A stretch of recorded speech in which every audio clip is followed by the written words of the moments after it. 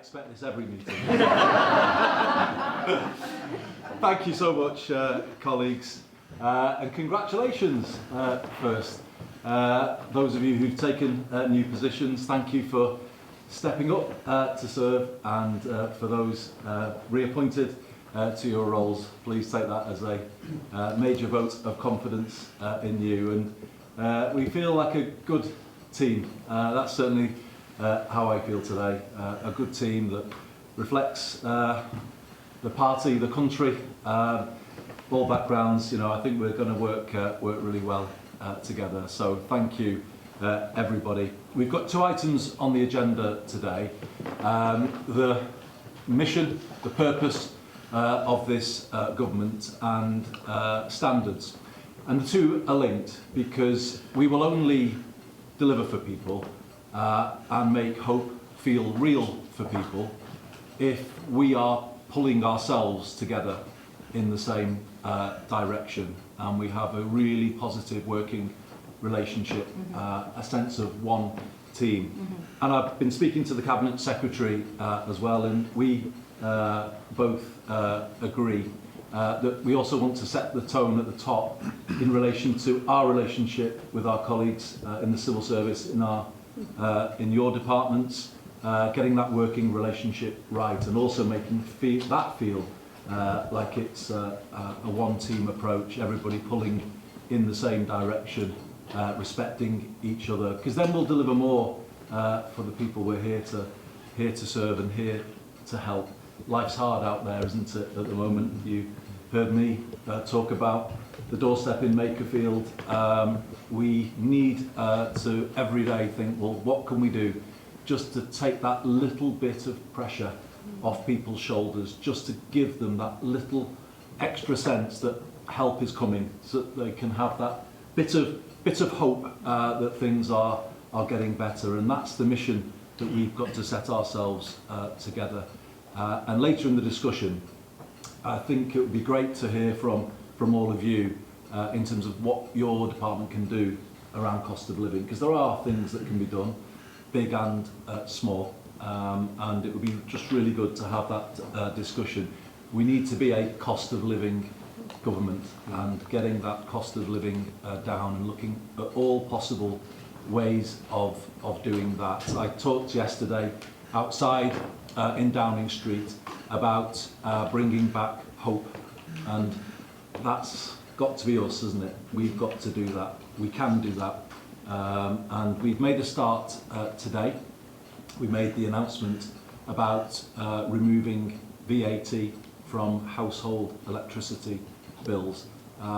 It's not everything, but it shows our determination to do something about people's living standards, and it kind of points the way for further measures that we hope to take that pressure off people.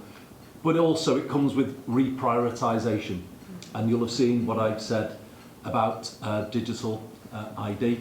In these times in which we're living, we have to take a really hard look at what our priorities are, and if we're to deliver on the cost of living and reducing the pressure, then we've got to be prepared to reprioritise. We've got to show fiscal discipline. We've got to show that our commitment to the fiscal rules is real, and we're prepared to make difficult decisions in relation to that. I know you all understand that, but it's just crucial, isn't it? It will require us to be disciplined together and to make those choices together. But I know I've got a team who will back me in doing that, and I also have a Chancellor who will be looking over my shoulder all of the time in relation to that. But I will, at this point, John, congratulate you on your new position, but wonder if you wanted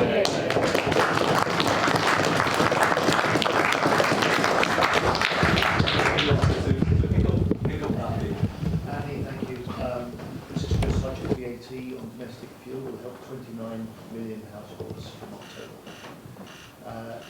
It doesn't solve the cost of living, but it does indicate that we're offering better help, we're offering better hope, but we're only doing that because of the reprioritisation and the tough decisions that actually Rachel and the previous cabinet have taken to establish financial discipline to enable growth.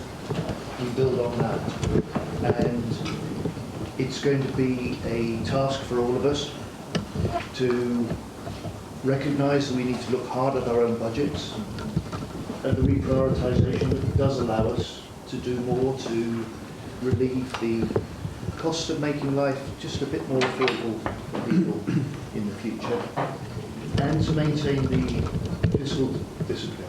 I mean, fiscal control is the first duty of any Chancellor. It is mine, and it is the fiscal credibility that gives us economic stability for growth and national security for the security of our society. And so together we've got some big challenges, but to end, Andy, where you started, this is a powerful team that you've appointed.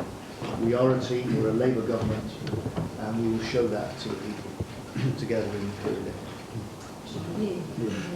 Boldly Labour, but prudently Labour as well. At the same time, that's the thing we've got to pull off.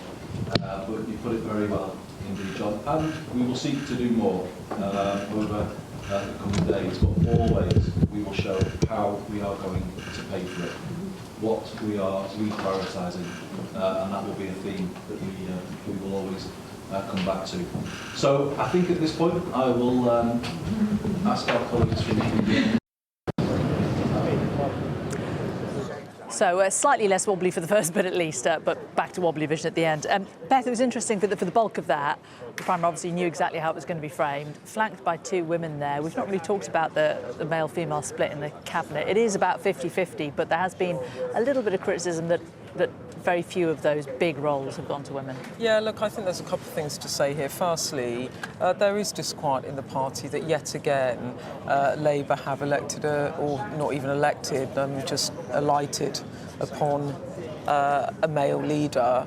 You know, the Conservatives have had 3 female Prime Ministers and currently have a female leader, and I think for a lot of the Labour women it's like, why are we unable somehow to never put a woman forward? I then think that that's overlaid with changes at the top, which has seen the big offices of state are the Prime Minister, the Foreign Secretary, the Chancellor and the Home Secretary. And under Keir Starmer, you had 3 women in those big offices of state. You had Rachel Reeves as the first ever female Chancellor, Shabana Mahmood as the Home Secretary, and of course Yvette Cooper as Foreign Secretary.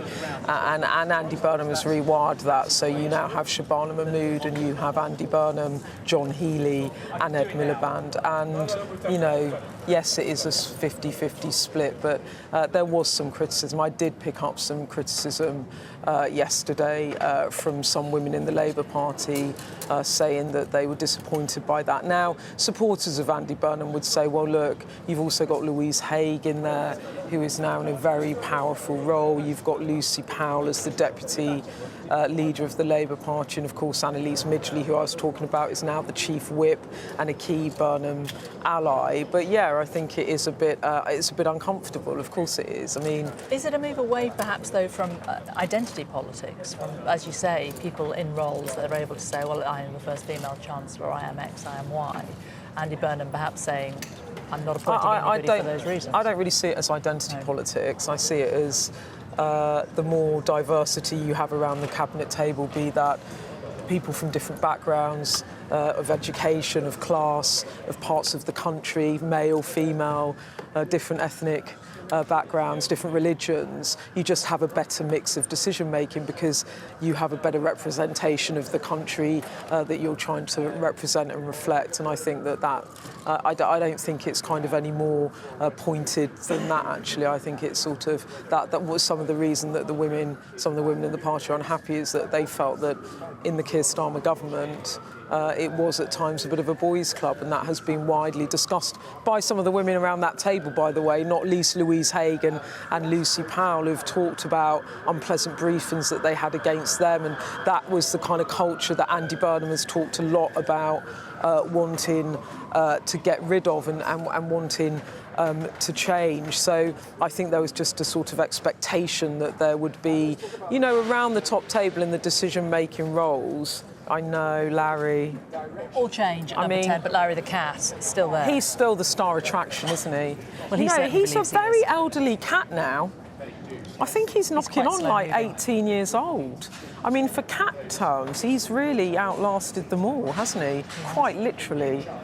Well, as we take that slight segue away from diversity in the cabinet to Larry the cat, let's talk more about the new cabinet appointments as they were being announced late into the night yesterday. So let's just remind you who has been appointed and who has kept their jobs. Our deputy political editor Sam Coates has been taking a look.